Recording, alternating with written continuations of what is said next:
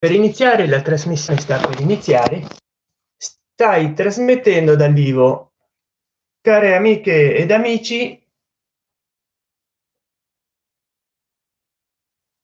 Sto trasmettendo dal vivo e tratterò di un argomento del quale ho già trattato in altri video, quindi mi raccomando, se avete delle cose da dire, come già ha fatto una mia amica nel video che ho caricato ieri e che non ho fatto dal live, perché erano già 4 giorni che non facevo una live. Allora ieri ho caricato utilizzando il mio cellulare Nokia Asha 302. Adesso questo cellulare si sta riscaldando come una padella, che sto facendo la live attraverso il web, il browser. Però vabbè, fa niente, sarà una live corta, perché lo faccio rispondendo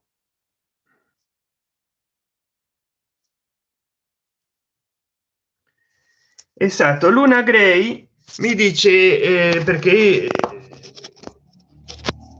io ieri ho fatto un video, ma per la seconda o terza volta faccio un video chiedendovi a tutte e tutti voi se realmente esistono le società segrete e vogliono influenzare il mondo. Lei mi ha detto: ma come, non sai che in Nord America si pratica addirittura il culto di Moloch? E qua c'è un libro edito dalla Newton, Grandi tascabili economici Newton, di Nola, Alfonso M. di Nola, Il diavolo. E quindi qua c'è tutto un compendio di tutti i diavoli. Per esempio,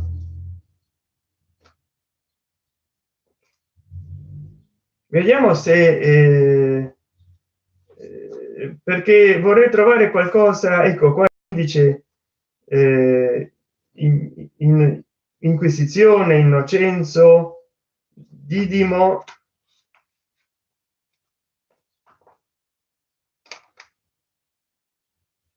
Moloch, Moloch 159. Ah, guardate, fra tutti i diavoli che in questo libro ci sono, per esempio la stregoneria.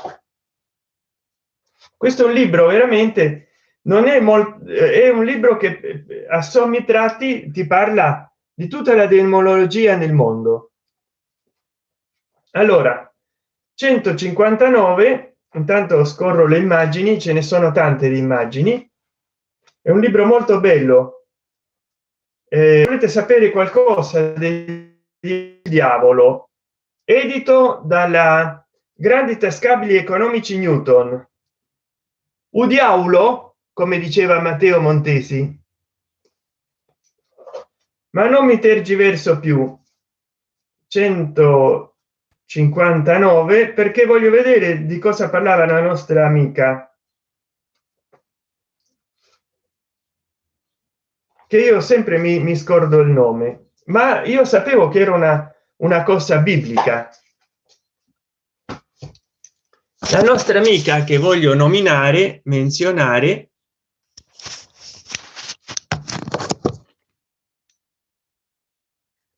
Luna Gray. Allora, Luna Gray mi dice: ma come, non sapevi che in Nord America c'era il culto di Moloch? Moloch sarebbe lui. I cartaginesi sacrificavano il loro primogenito. Quando perdevano contro Roma ne hanno ammazzati tanti, almeno così è la leggenda. Il dio infernale Moloch, nato da una interpretazione forse errata della Bibbia, ha la forma del forno nel quale i fenici bruciavano i bambini. A destra la Gehenna. Allora,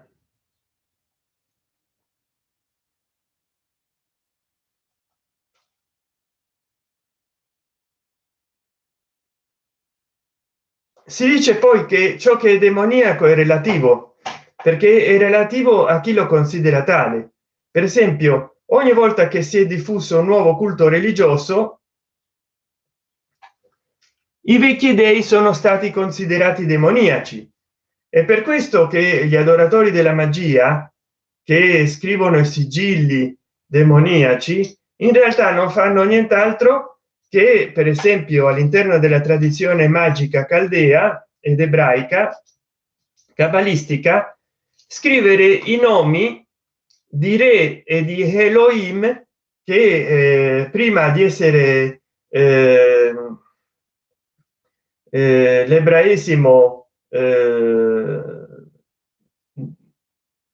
monoteistico era monolatrico, cioè ogni popolo semita aveva il suo dio, il suo Elohim.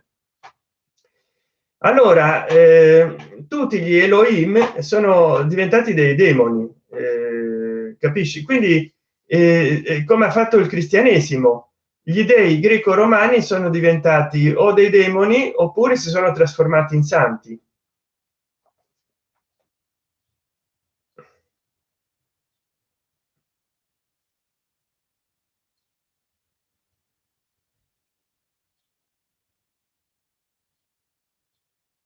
Allora la storia è un poco lunga da leggere. Invece gli angeli non demoniaci vengono invocati proprio contro le forze del male, così è dell'angelo Raffaele, angelo che guarisce, e la sapienza dei caldei dà la forma evocatoria di questa figura che domina il primo giorno della settimana. Sul primo giorno governa Raffaele, la sua figura è come quella di un uomo sedente su un trono con mani e piedi distesi, è come quella di un uomo sedente.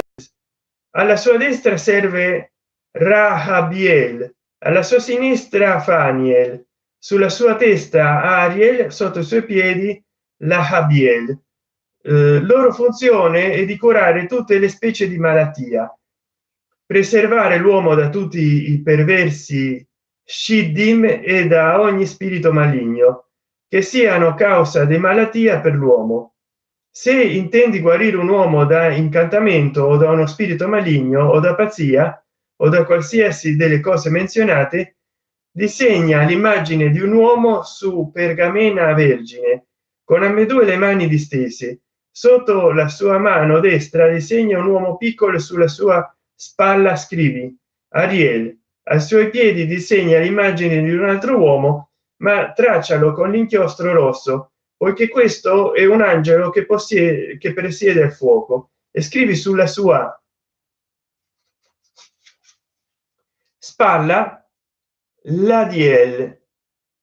Al di sotto i seguenti scongiuri: lo scongiuro Rafael, te e i tuoi servi e bla bla bla. Un esempio limite della giudaizzazione dell'angelologia gnostica è dato dall'uso del nome di uno speciale angelo che rappresenta la dimora di Dio sulla terra, ma anche una tremendum demoniaco. Questo angelo è invocato perché dia particolare potenza all'operatore e con il nome di Havzia è dichiarato il più pericoloso ed ardente di tutti gli angeli di distruzione. In funzione amuletica e antidemoniaca veniva usato il testo scritturale per determinare, per esempio, in modo cogente una situazione di difesa contro il malocchio. Cioè, io sapevo che tutte queste cose appunto erano dell'Antico Testamento, erano del Medioevo, forse del Rinascimento, ma non sapevo che la gente ci credesse fino ad oggi. Viviamo nel XXI secolo, ma addirittura nel XX secolo credere in Moloch, nei sacrifici, nelle vocazioni, nei sigilli spiritici, mi sembra veramente fuori luogo. Allora, che dire a questo proposito? Che dire a questo proposito, se lo trovo,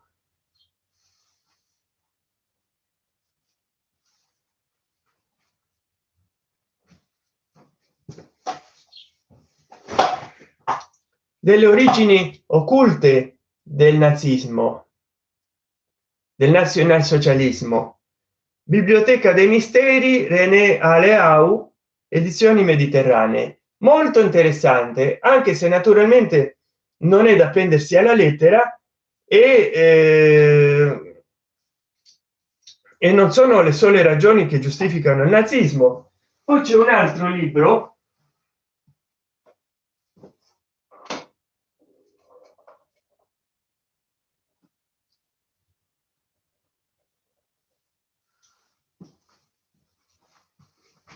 di uno scrittore molto razionale, Giorgio Galli, Hitler e il nazismo magico, super saggi della Biblioteca Universale Rizzoli, Bur, che c'ha un, ecco qua.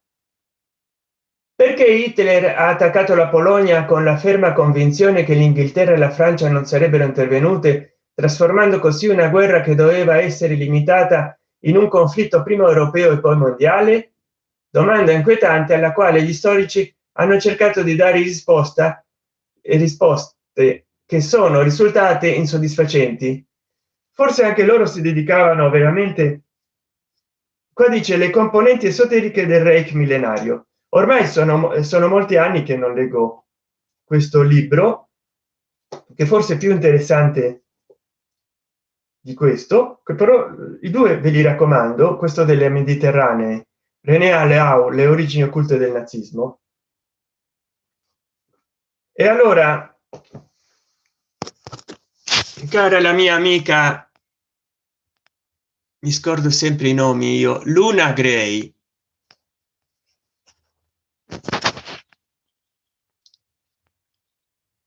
la Civa e il Ciango, ciao amico, la Civa e il Ciango, buona musica fai, la Civa e il Ciango, grazie di essere intervenuto in chat.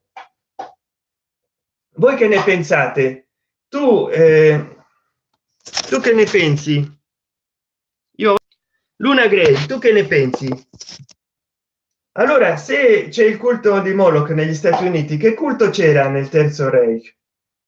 Perché ci sono molti storici che dicono che seguissero lineamenti occulti, per esempio nel castello di Wewelsburg, dove aveva sede le Ahnenerbe dirette da Erich Himmler.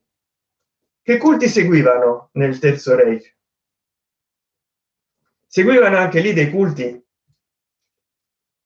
La storia allora ha dei tratti inquietanti, veramente sono molte più le cose che ignoriamo, molto più le cose che ignoriamo, molte di più di quelle che ci raccontano e ci insegnano a scuola. Aspetta che cambio gli occhiali. Io non vorrei credere che al giorno d'oggi si pratichino dei sacrifici umani come nel passato, come nel culto di Moloch di cui mi hai parlato.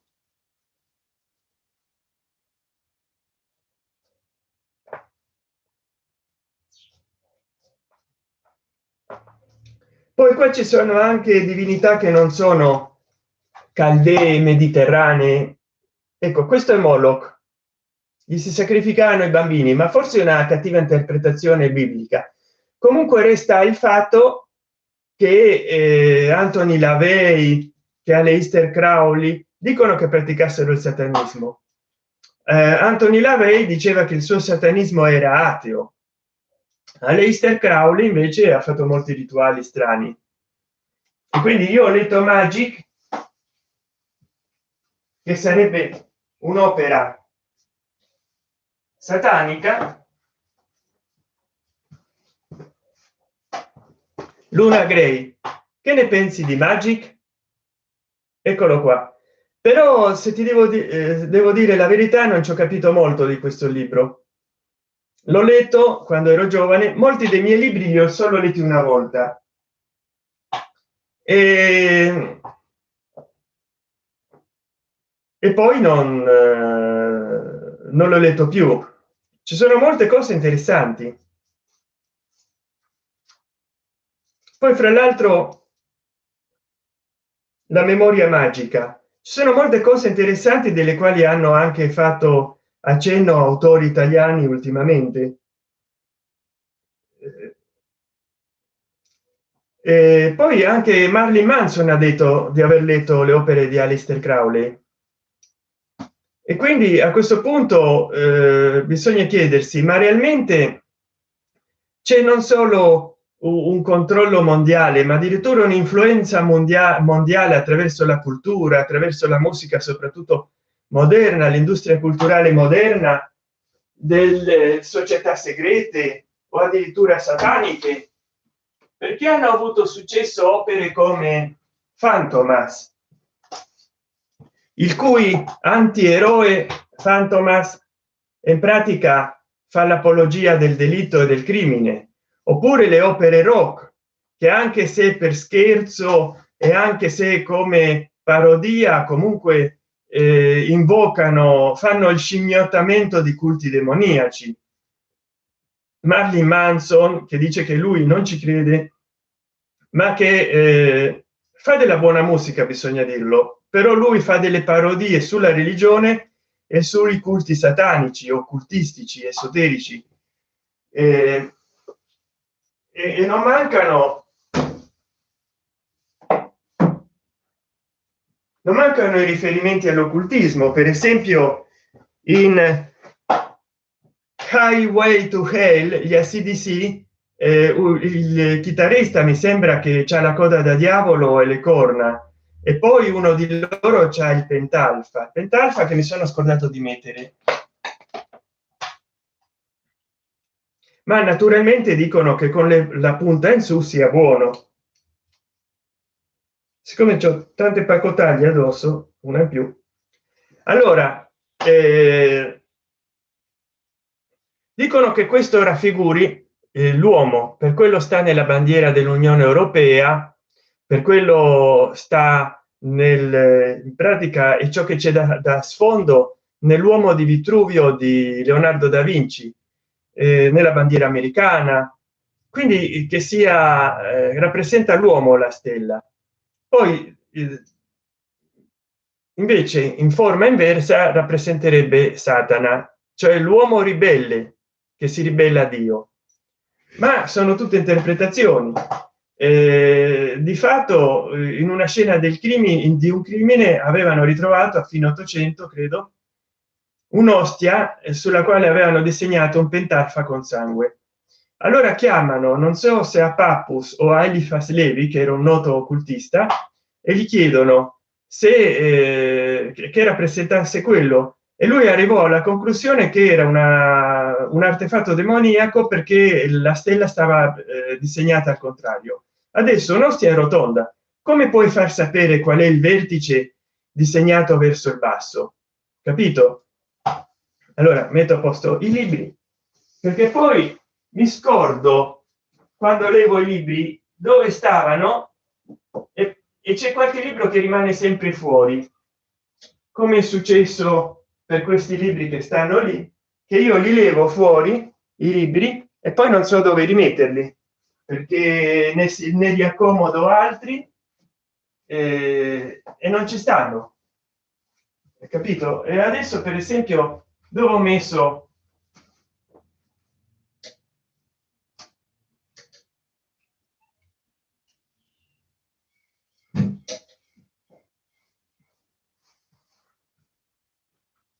qua, è che c'è un bel disordine in camera, ma bello bello.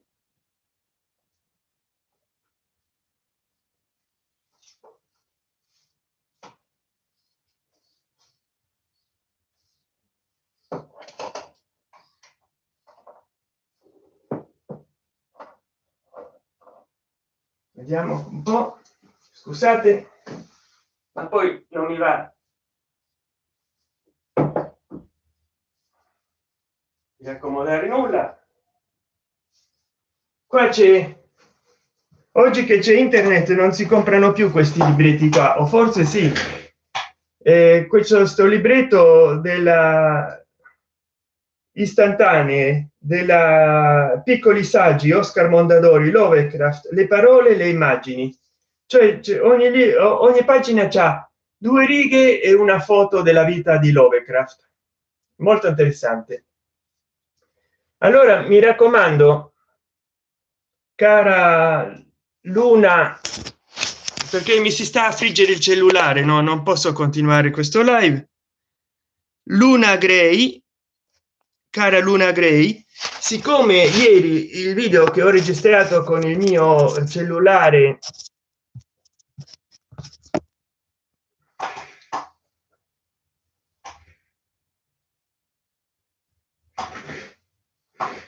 siccome ieri il video, vediamo un po',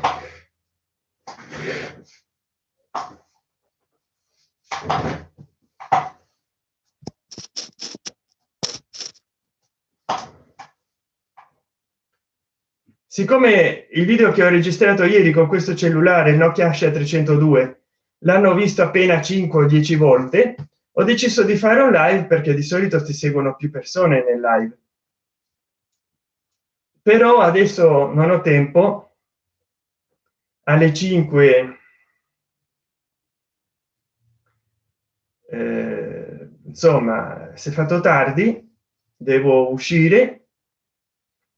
Mi spiace di interrompere qua questa live, ma già ho fatto 21 minuti e vorrei, voi cosa ne pensate? Al giorno d'oggi si continuano a praticare sacrifici satanici, messe nere, scongiuri. C'è gente che crede ancora in queste cose e soprattutto fanno parte di società iniziatiche a alto livello. Di queste società iniziatiche fanno parte ingegneri, professori, industriali, medici, l'elite, la crema e la crema della società, oppure sono i marginali che si dedicano a queste cose. Voi che ne pensate? Luna Gray mi dice che la società nordamericana è impregnata di questi riti satanici, soprattutto a Moloch, e che probabilmente si faranno dei sacrifici. Ecco, vorrei sapere da voi che ne pensate, che c'è di vero in tutto questo, fino a dove c'è un'influenza sociale, un controllo sociale anche da parte degli industriali e poi soprattutto dell'industria culturale, con il cinema, che se voi aprite la tele, accendete la tele, oggigiorno accedete al web, ci sono cartoni animati violenti, film violenti, parlano sempre. Tom e Jerry si prendevano alle martellate in testa. Poi l'industria della musica, sempre violenza, protesta sociale, protesta. Vai a vedere i libri, sempre tutti lucubri, sempre tutti assassinati, serial killer. Sarà davvero un piano per influenzare sulla società e controllare le masse con continui stati d'animo negativi, invogliando qualcuno a far parte di questo circolo interno molochiano, parafrasando Luna Gray, oppure sono solo coincidenze ed è la naturale evoluzione della cultura moderna, la deriva di valori moderni, che peraltro non credo che Howard Philip Lovecraft sia stato riscoperto da parte di un'elite. Lui ha sempre scritto libri del terrore perché aveva molta ispirazione in quel campo. E poi le Divine Marqués de Sade, che ho un pacco di libri di sopra, ancora non li ho letti tutti perché è molto noioso il suo stile, però lui voleva denunciare gli orrori della sua epoca, quindi non credo che anche lui abbia lavorato per un'elite. Però ecco, voi cosa ne pensate? Mi raccomando, faccio questa live, vi lancio questa sfida. Voi cosa ne pensate di quello che ho scritto nel titolo? Sacrifici satanici, satanismo, sette segrete, occultiste continuano a avere influenza nella società. Le concezioni magiche, divinatorie, paranormali. In una scorsa live vi ho detto bisogna leggere, far leggere Viaggio nel mondo del paranormale di Piero Angela per denunciare tutti questi imbonitori.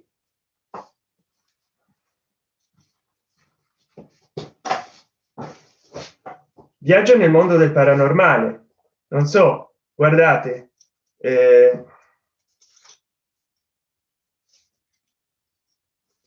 gente che a inizio secolo che si fotografava con le fate, tutte queste cose qua, no? E lo spiritismo, eh, effetti fotografici che allucinavano le persone e credevano che fossero reali. Veramente, leggete questo libro, la Carrà con chi piegava i cucchiaini, Uri Geller. A Uri Geller nessuno lo invitò più a prendere il tè del pomeriggio perché piegava tutti i cucchiaini d'argento. Ma a parte scherzi, a Uri Geller a Tel Aviv lo hanno denunciato uno spettatore perché ha detto che non ha assistito a nessun fenomeno paranormale. Peccato che è stato solo uno spettatore nel teatro dove Uri Geller ha dato la sua prima performance, perché il giudice ha costretto Uri Geller a un indennizzo dello spettatore più un risarcimento morale cospicuo, e non ne hanno parlato i mass media, i giornali, perché altrimenti tutto il pubblico avrebbe chiesto il risarcimento del biglietto, ma non hanno fatto una class action. E qua c'è un tizio che si infila il coltello sotto la palpebra, nell'occhio. Ma io dico, che paranormale c'è in questo? Piuttosto c'è un qualcuno che è un po' anormale, non paranormale, un po' anormale, capito? E vabbè, allora ancora esiste gente che crede nei fenomeni paranormali, magari in buona fede, credendo di avere delle doti speciali medianiche, e c'è gente che magari in nome di quelle forze paranormali che crede di governare è disposta a fare dei sacrifici o a credere nei demoni e negli spiriti. Beh, visto che ci stiamo, vi faccio vedere di nuovo di Elena Petrovna Blavatsky, Iside Svelata, Unveiled, dell'edizione Armenia. Mi raccomando,